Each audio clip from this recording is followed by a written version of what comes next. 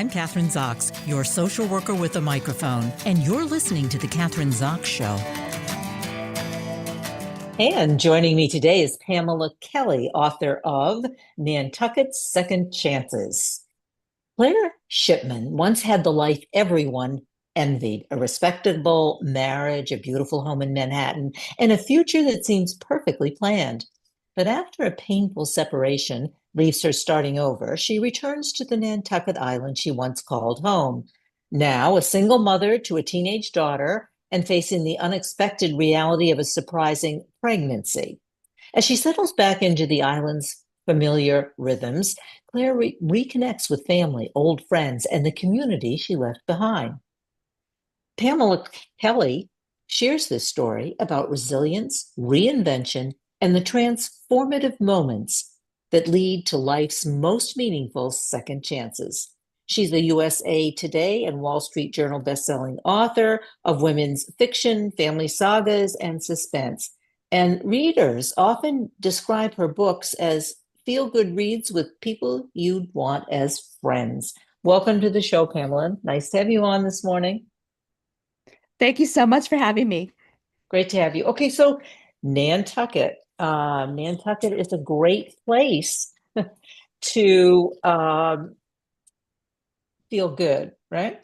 But and this is obviously the title of the book, Nantucket Second Chances, but divorced, pregnant teenage daughter doesn't feel like a feel-good read.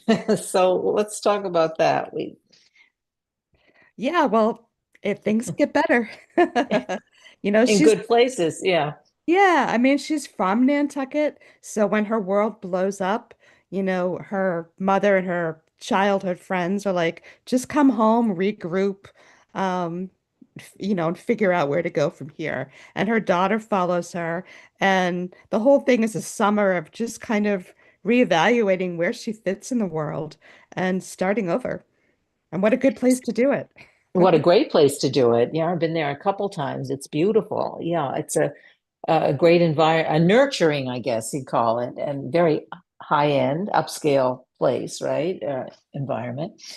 So, okay, so let's talk about how that is related to your own life, because as I understand, this is fiction, but it has a lot of similarities, I guess, to some of the stuff that you've been through yourself. Yes and no. Um, Okay. the books I write are never about what I've gone through personally, but there's always things that have inspired me. Like this particular book, there's a couple of things. So I grew up on the Cape. My best friend has lived on Nantucket for 30 years. So I go there often, and it's always like a little vacation for me. Before I went full time with writing, I was a headhunter, um, executive search for 25 years. And one of my colleagues that I worked with for years, she had a reinvention probably about 10 years ago where she moved out to Arizona. And she was one of those people, everybody knows the person that no matter what they wear, even if it's just a t-shirt and jeans, they look so put together. And that was Uh-huh. always her. She just had a fashion sense. And she opened up a little boutique selling high-end luxury designer wear. And I followed her, she's active on Instagram and, it took off like a rocket. She's got multiple locations. And I've just always been fascinated and, learned more about it. And I'm like, you know what? I'm going to use that someday. And then when I was working on this book about a year or so ago, I'm like, maybe this will work. Because I kind of had the idea of the mother whose marriage was imploding. That was also inspired by real life, like, not me personally, but several people. I mean, it's a common theme. It's People a have very common thing. What's her yeah. name? Yeah, What? somebody might be blindsided and things aren't exactly as they thought. And so it was a lot of fun to play with all of those elements. Well, reinventing ourselves or is a very common theme today, and maybe it's because people live longer, so we do have the opportunity to reinvent ourselves, right? Either when things go wrong, or you decide after 20 or 25 years you don't want to be a headhunter anymore, so you can, yeah, and changing careers, even if even if there isn't something that catastrophic or a crisis that happens to you, people seem to not want to stay, obviously, in the same situation for 40 work situation for 40 years doing the same thing, right? Over and over. So I think Exactly. you're, yeah.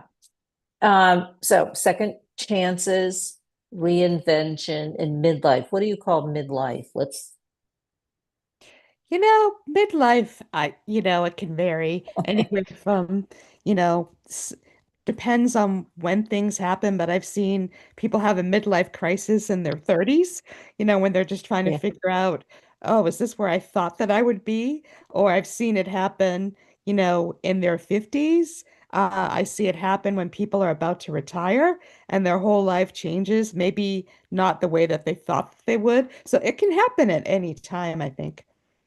yeah. So it depends. And if you live to be 100, midlife can be 50. And if you Exactly. don't, like you said, it could be 25 or 30. We don't know. But okay. All right. So let's get back to the character in the book, and Claire Shipman. And she decides to become an entrepreneur. You kind of touched on that with the opening up a luxury resale business. And that came from your friend who did that. So, uh, what is the luxury resale business? Fashion. Yeah, so it kind of initially starts because, her husband had a good job in finance. They were quite well off. They lived in the Upper East Side. She didn't work, except she did the occasional article for fashion magazines. So she had an interest in fashion to begin with.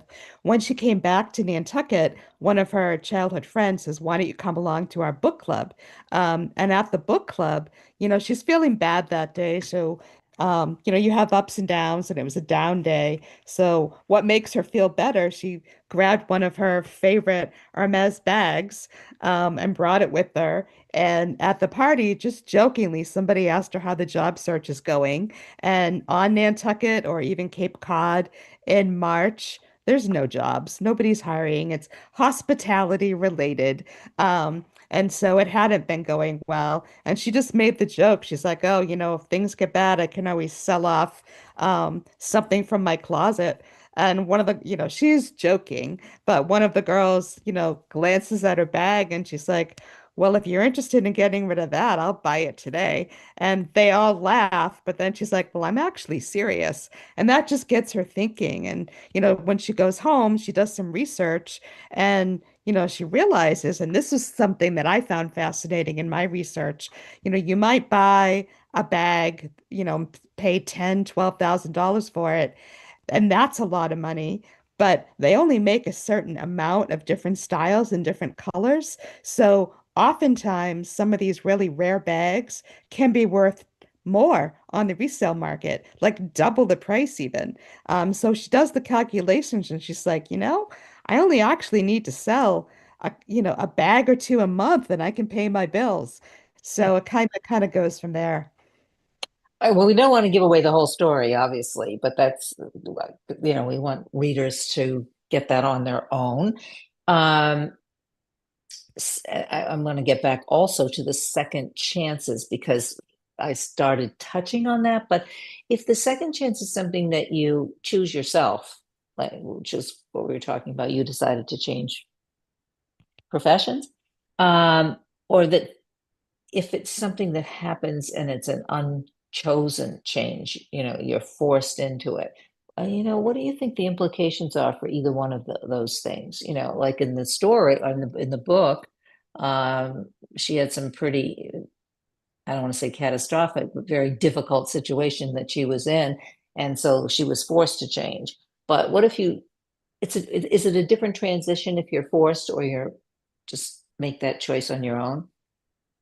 Not necessarily. It's a theme that actually comes up a lot in my books, and I think I only just realized this a couple years ago, but it's a common theme for me, and I think it comes from my many years as a recruiter, where I've done a lot of thinking about, what's your perfect job? And you evaluate what do you love to do? And how can you turn that into a job? And sometimes your second chance is going to be career. Sometimes it's not. Sometimes it's more about a relationship, moving on and finding romance again. Sometimes it's finding that romance with somebody from years ago, kind of rekindling. So it can go in a lot of different directions. Go in different directions and come from different places, right? I guess Yep. as one's life evolves. Um, and this your novel has been described as multi-generational storytelling. So what does that mean in terms of the book? Yeah, so that's Yeah. that's something that I like to do as well. Um, I love to include older characters. So in this book, we actually have four generations of women. We have Claire, her 16-year-old daughter Lily, her mother Marcia, and her grandmother, who's in an assisted living, but she's still living her best life and has a lot of opinions. So that's a lot of fun. Yeah, and intergenerational, that's another thing. Living together, being in the same intergenerational families, intergenerational traveling, that's another theme or trend that I see because people living longer.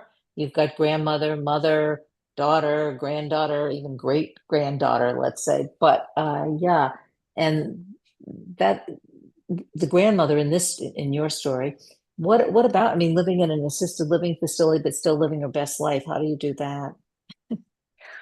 Well, she sold the house that Claire and her mother are living in now. It's a big, huge house, gorgeous water views. Um, it's pretty common for people once they get into their 80s. Maybe they might not want to deal with all of the things you have to deal with a house, especially a big house, and if it's just one person. So she went into, so this came from a friend of mine. He was actually the chef at a very high-end assisted living on Nantucket, like beautiful. One of those places where I think people buy into it and then they have like chef meals.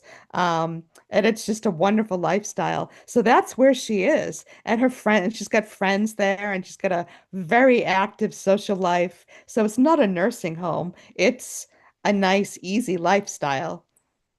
Yeah, and you're taken care of, and you're in a beautiful set. It sounds great. I'm ready Exactly. to sign up for that. But if you have to go there, right? Exactly. Yep. Uh, yeah. So, what do you think people? It's interesting because when times are tough, and I don't know whether the times are tough now or not tough, but we got a lot of stuff going on. Reading, hearing your stories makes people feel good, and because they putting yourself in another time and not necessarily another time, but in another place, right? But I think it helps to elevate one's, attitude, feeling good. But can it also make you feel jealous? Like I'm sitting here and, people sitting here in some situation that they feel are not in a good place. So stories, what do your stories do for them? So it's funny, I did a Zoom call yesterday Uh-huh. for a bunch of my readers. Um, Yep. and we had everybody kind of weighing in, and this one woman made the nicest comment, and I've heard this often from readers. And she just said, she said, I just wanted to thank you for your book. She said, what I love about them is they give me a sense of friendship and community that I don't have. And so I seek that out and I reread your books because I feel like those characters are my friends. So I thought that was nice. It's kind of they know what the experience will be, and it's a nice place to go. Yeah, they're joining a community that they don't have access to. And it's Exactly. yeah, as you're saying, a feel good community and a connection. I think that's great. And I think that's so important in the kinds of books that you do write. Now, how long have you been doing this? How many of these? This is a series, isn't it? The Nantucket? No, this one is a standalone, but This I is the only, yeah, okay, yeah. have a couple standalones. Um, but this one, is the newest. Last summer, I had the Nantucket restaurant come out.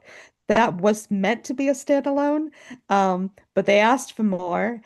So I did a companion book, which was a Christmas focused book. But then I do have a Nantucket series, and that has 9 books in it. They're all standalones, but they're loosely connected from book to book. So there's like different characters. There's a woman, Lisa, that starts an inn, and in each book, someone new comes to the inn, and then they meet the people and they have a story. And we circle back and we see how Lisa's doing and how some of her 4 kids. And so it's kind of revisiting that community. But each book, you could enter the series like it with any book, if that makes sense.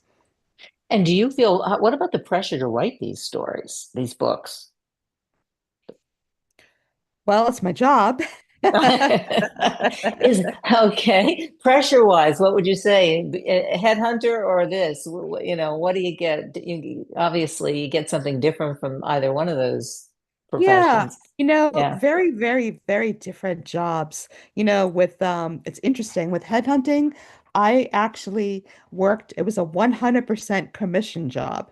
So that could be extremely stressful, but it was a sales job and I actually loved it. I kept that job probably much longer than most people would have. And I did my writing on the side for 6 years. And I didn't go full time with it until my second Nantucket book. And that was because my job was literally getting in the way of meeting my deadline. So I would say with the writing, the deadlines are the most stressful thing for me. And as I sold more books, that pressure definitely increased. I used to do pre-orders and I used to do um, more books, and I didn't always have the books written when I'd put the pre-order up. And I literally got sick with the Yeah. from pre-order stress. So I'm not releasing as many books now. But yeah, there's still definitely some stress with, the biggest stress is I want to make sure that I'm not disappointing people. I try to improve with every book. Um, you just do the best that you can and you try to meet your deadlines. Yeah. But when you say improve with every book, do you mean improve the process for you so you're not as stressed out, or the book gets No, better in I terms of mean the write I writing? mean yeah, I mean write a better book each time.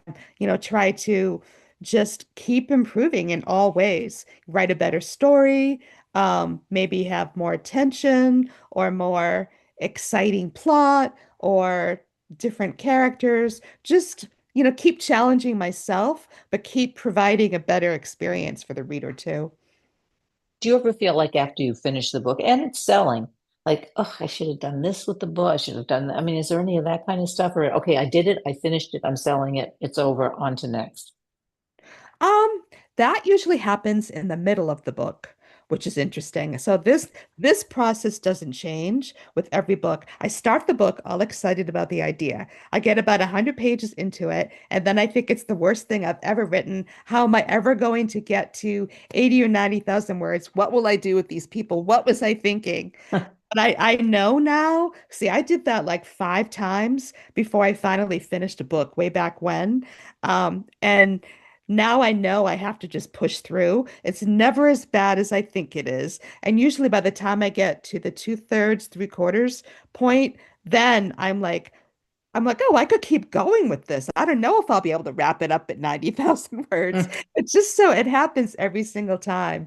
Um, this book I'm is probably I was very happy with how this book turned out, and it's actually getting the best overall reviews I've ever had on a book. So that is exciting. That makes me happy. But one interesting thing is um, going back to writing 100 pages and like setting the book aside. A few years ago, I was looking for something on my computer and I stumbled over one of those 100 pages and I started reading it. I'm like, oh, this is actually good. Maybe I want to finish this. So then I finished it, and it was originally, the book was called The Restaurant, and it was originally set in Boston. And I'm like, by then I had a few books that were doing well on Nantucket. I'm like, maybe I'll have it set on Nantucket. So I finished it, published it, that is to date my best-selling book of all time. It was re-released last year and I had expanded it. They asked me they wanted to release it in hardcover, but they said, "Can you make it a little bit longer?" So I added another subplot and I added some ending scenes and that was released last June as the Nantucket restaurant. Isn't that funny? That's funny. That's great. As a New Englander, I appreciate all the places that you've written about. Boston. I mean, those are all my, uh, I guess, places where college, the Cape, Nantucket. Yeah, and those are good places to write about. And I'm assuming that that's where you're going to continue with. I mean, this is New England. Yeah, I mean, I do have some books that are set in Montana. I have some that are set in Charleston. I have more recently I have one that's set, a couple that are set in New York City. And those are really popular. The Fifth Avenue Apartment, and then my one historical, which is The Gilded Girl.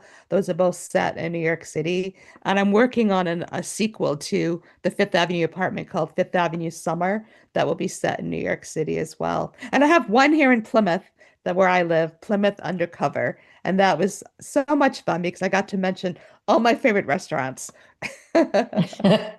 Well, you know what? Your book sounds like they really should be a Netflix series. I would love that. That would be wonderful.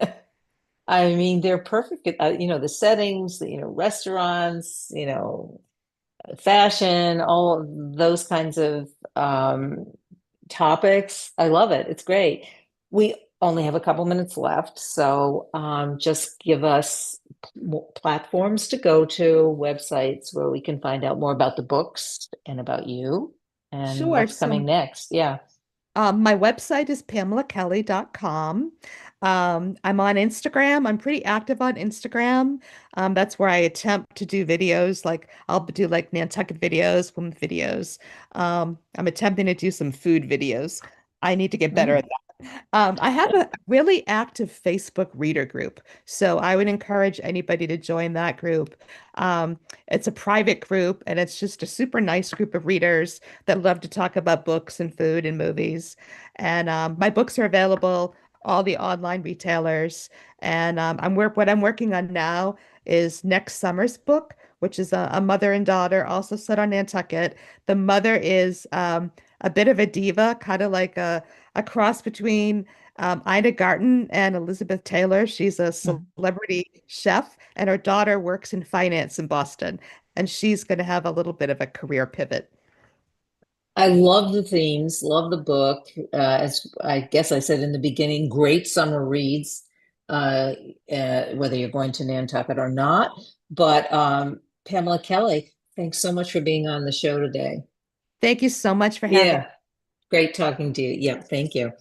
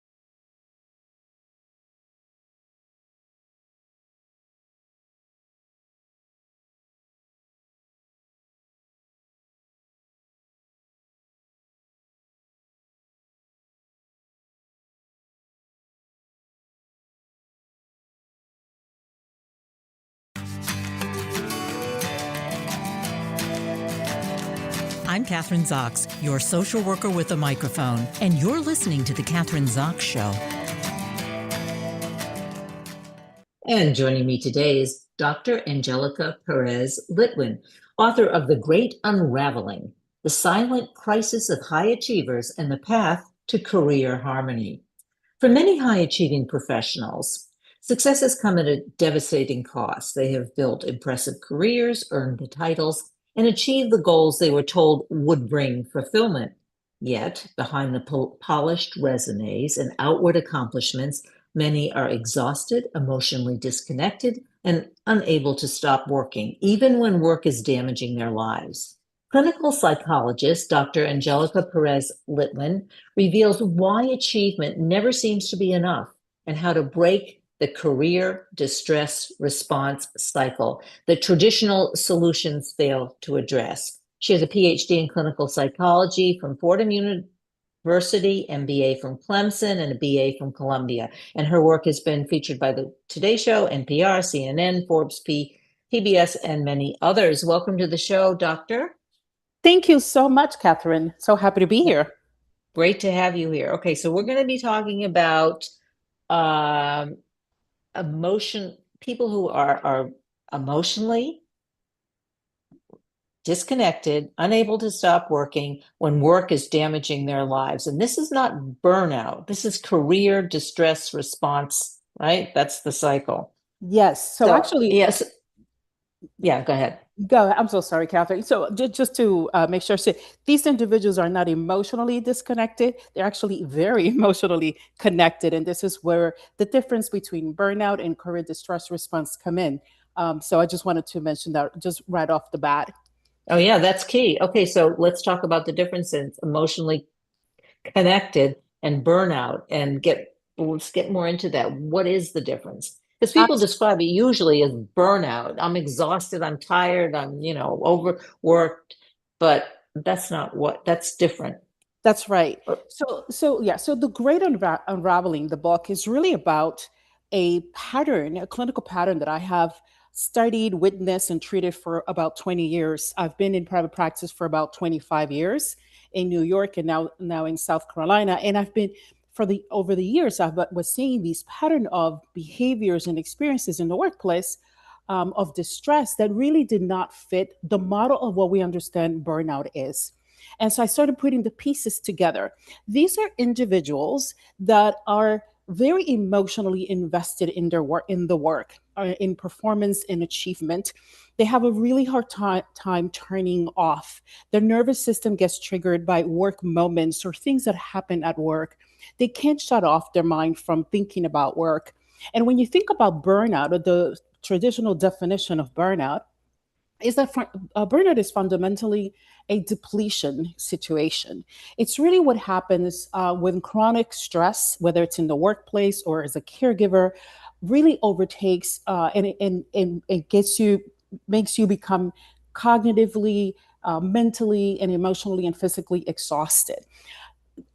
Career distress, on the other hand, is something very different, almost opposite. These individuals have a really hard time disconnecting from work, whereas people who have burnout kind of disconnect from work. They're like, I don't really care anymore. I'm exhausted. I'm tired. They become very cynical about work. Whereas people who have career distress response, they are overactivated. They want to do more. And so these are the people that when they go on vacation, they're checking their emails, they're responding to an email, they go into the closet to make sure that their loved ones are not looking at them because they always do this.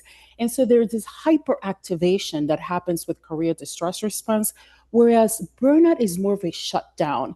The person sort of, disconnects and underperforms. Whereas people who have career distress response, they're really overperforming. And this is why it's such a critical thing for us to understand is that a lot of these individuals, they go under the radar because they're doing great. No one knows that they're suffering. I've been able to see that because they come to me and I'm perhaps the only person that they have,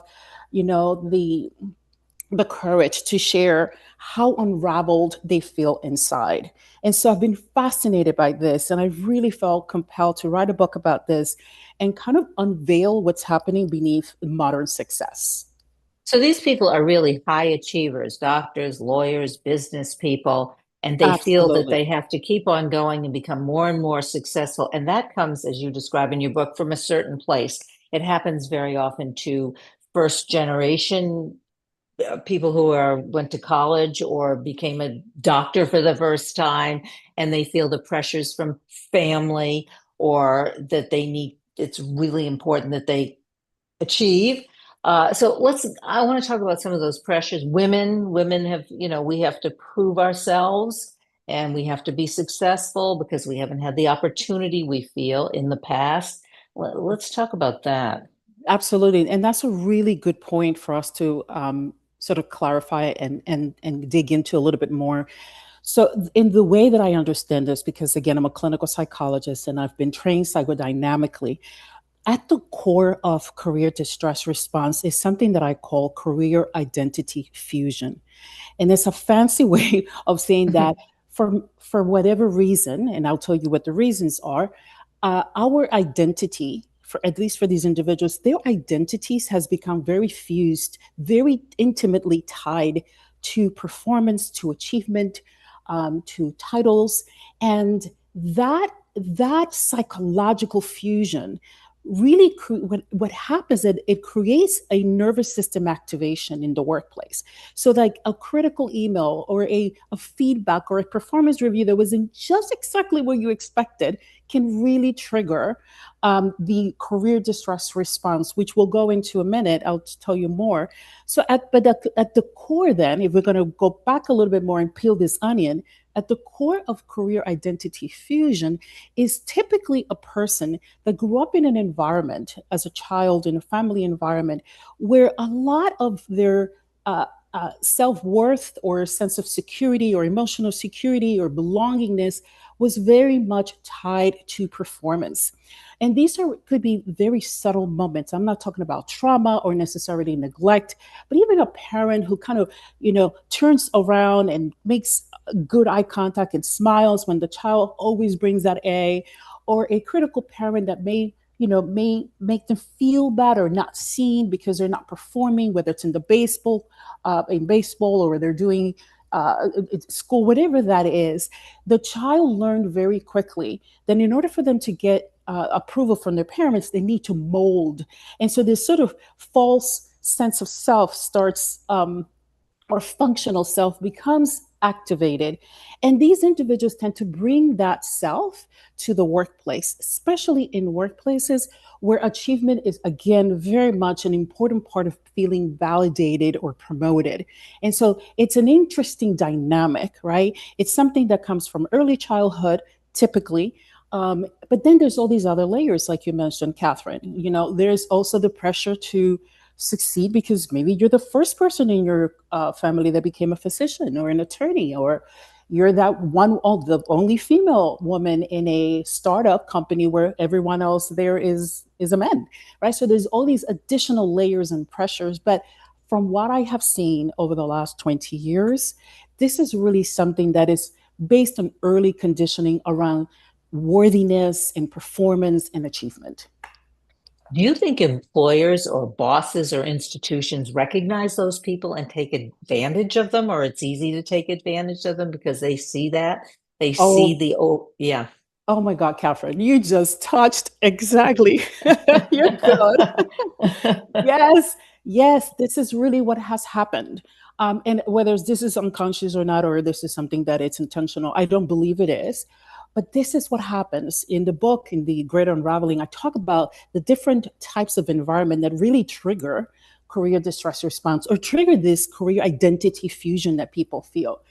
And so yes, environments like, for example, investment banking or a sales team, right? They'll put score, like a scoreboard, right? Like who had the highest sales and who had the biggest points, right? And what does that do? That triggers these people to feel like, oh my God, if I'm not doing my best, if I'm not putting myself out there, if I'm not staying late at night, if I'm not answering that email at 12 midnight, I'm not going to, I am no, who am I? Right? It's an existential threat. So yes, absolutely.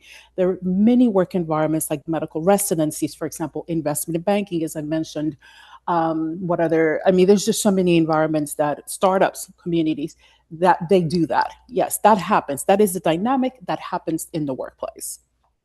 So how can they exit? Obviously, this is what the book is about, but how does one extricate themselves from those kinds of, how do you pull away from that and take a look at it? Hmm. And yeah, Yes. because Yeah. that's the most difficult part, I assume. Absolutely. And I'm here to talk about this, not to perhaps come across as I'm blaming, or I'm trying to say that something is wrong with, with people who are suffering in this way, because this is a pattern. It's a dynamic that um, carries out in these types of workplace. So this is why the terminology is career distress response. It's a response that we're having to the work environment that triggers us. So what can you do? And then we can talk a little bit about what can also leaders and organizations do. But what can we do? And this is, I also talk about this at in the Great Unraveling. I have a very important part of the book is the career harmony practices. And this is really an approach that I have developed over the last, again, 20 years, putting together different solutions, or different interventions. And the first thing that I do with these clients is that I help them see the pattern. The first thing is to just pause and say, like, what is going on? Why do I get activated? Why do I have to answer that email at 1 in the morning when I know it can wait until tomorrow? Why am I going over these reports 10 times when I know it's fine? It's enough. So looking at that pattern, the pattern of activation, your behaviors, the way you're thinking about things, why you can't sleep at night, right? Those things, just looking at the pattern. The second part of that is understanding and asking, so, well, where's this coming from, right? And sometimes you can do that yourself through journaling, or you can buy the book, but you can go to therapy. Like, there's many ways that you can do this with a coach. Where is this coming from? What is the root of this? And then the next part of that would be learning how to regulate yourself, regulate your nervous system, regulate your thoughts when these things are happening. And so I walk, the reader through all of that, and then we talk about reconnecting to yourself, because many times a lot of these individuals are also extremely disconnected from themselves and from what they want and what they need, and how they want to live their lives, what is success to them. They've kind of been living a life through the roadmap of other people, not their own. And so just helping them wake up to who they are and reconnecting to loved ones that they have sort of distanced themselves from, because this is also another part of the problem, that a lot of these individuals, I see this in my patients, they are so it's so involved and so attached to work that what happens over time is these individuals start sort of like distancing themselves from their loved ones. They come home, but they're still thinking about work, or they just don't want to take that walk after work with their loved one. They just want to be home, and whatever that is, they're just so engrossed in the work, in the world, the inner world of work. And so they start disconnecting. And one of the things to do is to start reconnecting with those loved ones, reconnecting with the things that you love to do. Like, I myself a recovering high achiever. And Yeah. so one of the things that I was just going to ask you that. That was my yes, next question. But I just want absolutely. to stop you there, because there's kind of like an addictive quality to their achievement, right? Yes. It's addictive. Yeah. Yeah, in a way, and I don't want to say addictive because it sounds also a little bit like workaholism. But the part that feels addictive is that there is truly a dopamine type of effect that happens. Yeah. When you get that raise, for example, right, or when you finally get the bonus that you've been, trying to get. There is that hit, like, oh, good, I'm validated, right? So it is physiological and it is also psychological. This career distress response. The problem, however, Kathryn, is that no matter what people achieve, whether they get that position, whether they got the title they wanted, it's never enough. And you know why it's never enough? Because deep down, what this person really needed is true validation coming from earlier on, right? And so if we put all our eggs into getting validation from work, that's just never going to be enough. And a lot of these individuals, they'll get to that bonus they wanted, on the title or the position, and the next thing you see is that a few days later they're thinking about, well, what's my next goal? What's the next thing I need to do?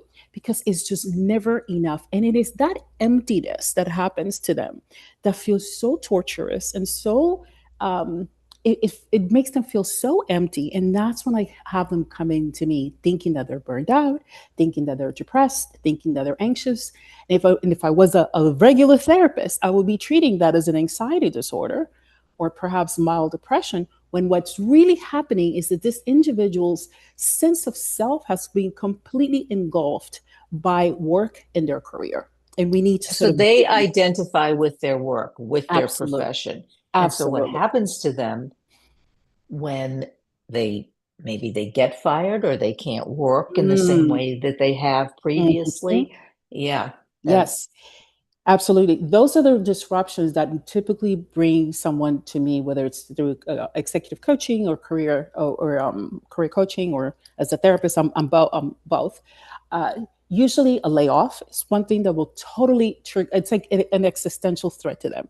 They are completely disoriented. They don't really know who they are, or it could be, thinking about retirement for them. That's extremely it's a panic for them. Like, who am I if I'm not at work leading and doing the things that make me feel validated and good enough, right? And so yeah. yes, lots of identity crisis tend to happen when there's either a career transition or a disruption or a change.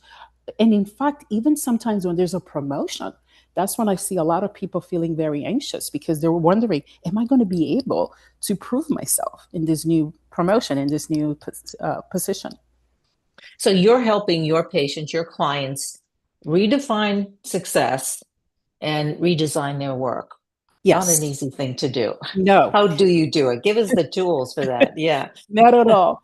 And I do want to say this, because this is a multi-layered psychological, physiological um, condition, it is really important for your listeners or anyone who wants to buy the book to really go into this, understanding that this is not easy work. This is not something that's going to get better with an app, a productivity app, or or any kind of like setting boundaries type of thing. This is something that it's like intentional work, Kathryn. Like, you really want to change your life and change your relationship at work, if you want to do this work. The book basically just gives you sort of the template. But the pathway to doing this, again, could be through therapy, or it could be with a coach, or you just being super intentional and following some of the practices that I have in the book. Uh, yeah, I think, again, the first thing to do is to pause and see the pattern, see what's going on, and ask yourself where this is coming from. And number two, I call this like the second pillar of this work is basically regulating yourself, figuring out why you're responding the way you respond at work, right? Like becoming more insightful about that, and learning techniques on how to regulate your emotions and your thoughts, right? Like all those things are really important. But then the third pillar is really reconnecting, as I mentioned earlier, just reconnecting to who you are and how you want to live your life and how you want to redefine success. We do that in my practice through different tools, basically life coaching tools. So that's what, yeah, I do it that way. And then another very important part, especially with someone who is either transitioning from a career to another one, or who thinks they want to leave their jobs, is just redefining what success means to them and helping them understand, like, you know, whose definition of success is that? Is it your parents? Is it society? Is it your job? Is it like your boss's definition? And then what is the cost of the definition that you've been carrying all along? The cost in your body, the cost in your mind, your mental health, your relationship. So what we do is like sort of like go through an inventory. Like, let's take a look at your life, right? Like, you can't sleep at night. You've had this GI problem for many, many years and no one knows why, right? You have headaches. Like, let's look at that. It's just really an unveiling of life, so to speak. And what if it's your partner or your spouse who is involved, Mm, who is all mm. part of this? How does that, what's the impact on that relationship or Oh on boy, those relationships? Yeah. absolutely. One of the things that I have to be careful saying this, but one of the things that I see also as a pattern which makes me very sad and I have a lot of compassion for, is that a lot of these individuals that are coming to my practice and who are experiencing career distress in this way, the separation, the emotional separation from their loved ones, whether it's a partner or spouse, evolves eventually into such a place where they're even having any type of intimacy, physical intimacy. And so you'll see a lot of those individuals haven't had sex for a while, for years. And they sort of like just live like life together, but not really together. And they do like the sort of mundane things. And there's such a feeling of isolation and abandonment that the other partner feels, which also erodes the relationship in so many ways. And I've had patients who've come to me and said, "Oh my God, she served me divorce papers. I didn't see that coming." Of course, you didn't see that coming, because you haven't been around. You're Yeah. there, but you're not there. So it is very, very detrimental to relationships. And relationships are so important to us as human beings. It's how we feel alive. And so when very important relationships, whether it's with our children or our spouses or partners, become distant like that, this is a whole other layer that gets added to this experience. So you have to recognize that your relationship really doesn't revolve around intimacy. I mean, it sounds to me like you can start with that usually, right? Is that Mhm. true? I mean, intimacy is also very multi-layered, right? So intimacy could Yeah. just, being able to be present and really engage and tune in, tune into your spouses or partners in your life, in your experience. Like it's what we do as parents, right? When we're, raising a little babies and children, we tune in like, oh my God, you gotta, that's a beautiful piece of art. Like I love it. And, but with these individuals, what happens is that they tune out. They're so overwhelmed, they're so activated by what's happening at work, by this fear that they're going to disappear if they're not functioning and they're not being their best, and they're not succeeding at work, that they really become like they're just not there at work. So intimacy across different layers, yes, can become very much eroded. So if when one reads your book, we need to read when they do, then should that be accompanied by therapy, by a coach? I mean, do you recommend that? Kathryn, you are totally a social worker. I love that Yeah, question. I am. I will tell you, I'm going to use myself as an example. I'm a therapist, clinical psychologist, and even myself, because I haven't told you my story, but I suffered with this for many, many years. And even though I knew the frameworks, even though I was treating my own patients and my clients, I needed more support. I really needed to go back to therapy. I had been in therapy, when I was much younger, but Yeah. I had to go back to therapy and really understand, like I knew why I had those patterns. I knew my father was an alcoholic. He took up all the Yeah. space in the house, right?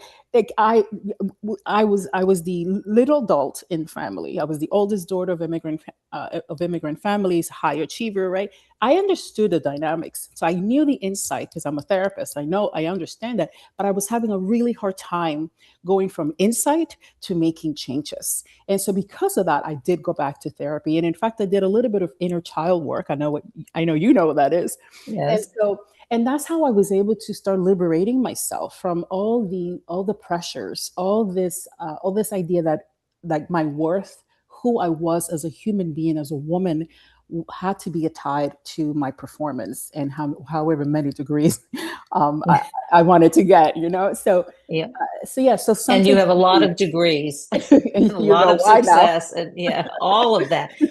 We only have we have 2 minutes left. I hate Okay. to, yeah, but we have to have you back on the show again. And I'm talking to Dr. Angelica Perez Litwin. You have to go buy her book. I assume you can. The Great Unraveling: The Silent Crisis of High Achievers and the Path to Career Harmony. So tell us where we can platforms we can go to get more Abs- information about you and about your work. Absolutely. And thank you for having me again, Kathryn. Great So, to have you. Yeah. yes, people can learn more about my work at careerharmony.net, careerharmony.net.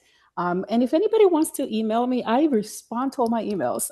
It's Angelica at careerharmony.net. I also write a lot on LinkedIn, and I also have a Substack newsletter where I write about this Great. too.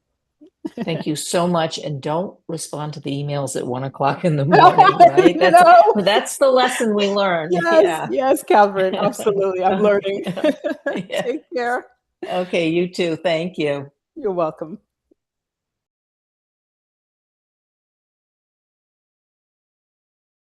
I'm Kathryn Zox, your social worker with a microphone, and you've been listening to The Kathryn Zox Show.